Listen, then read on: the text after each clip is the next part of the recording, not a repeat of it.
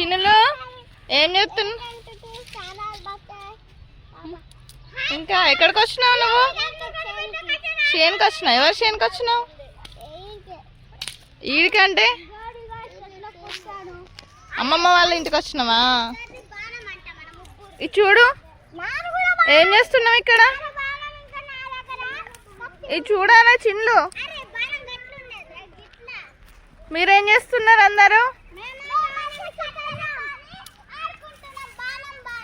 అవునా?